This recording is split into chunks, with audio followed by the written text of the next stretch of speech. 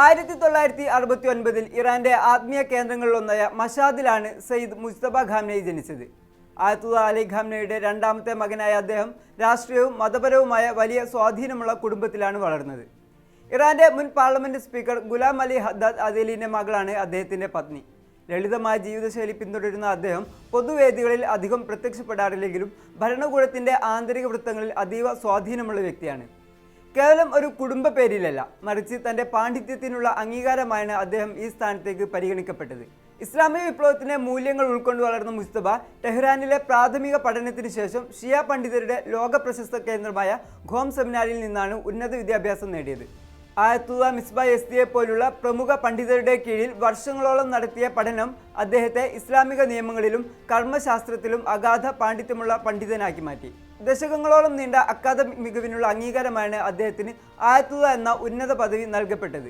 കഴിഞ്ഞ 2 പതിറ്റാണ്ടിലേറെയായി ഖോം സെമിനാരിൽ അദ്ദേഹം മതപഠന ക്ലാസുകൾ നയിച്ചു വരുന്നു. ഔദ്യോഗികമായി ഭരണപരമായ പദവികൾ വഹിച്ചിട്ടില്ലെങ്കിലും പിതാവിന്റെ വിശ്വസ്തനായ ഉപദേശകനായി അദ്ദേഹം ദീർഘകാലം പ്രവർത്തിച്ചിട്ടുണ്ട്. ഇറാന്റെ സുരക്ഷാ നയങ്ങൾ രൂപീകരിക്കുന്നതിലും വിദേശ നയങ്ങളിലും അദ്ദേഹത്തിന് നിർണായക പങ്കുണ്ടായിരുന്നു. പ്രത്യേകിച്ചും ഇസ്ലാമിക് റവല്യൂഷണറി ഗാർഡ്സ് കോർപ്സുമായി അദ്ദേഹം പുലർത്തുന്ന അടുത്ത ബന്ധം രാജ്യത്തിന്റെ സൈനികവും തന്ത്രപരവുമായ തീരുമാനങ്ങളിൽ അദ്ദേഹത്തിനുള്ള സ്വാധീനം വ്യക്തമാക്കുന്നു. പ്രതിരോധ മേഖലയിൽ അദ്ദേഹം പുലർത്തുന്ന ദൃഢത ശത്രുരാജ്യങ്ങളുടെ ഭീഷണികളെ പ്രതിരോധിക്കാൻ ഇറാനെ പ്രാപ്തമാക്കുമെന്ന് അസംബ്ലി ഓഫ് എക്സ്പെർട്സ് വിലയിരുത്തുന്നു.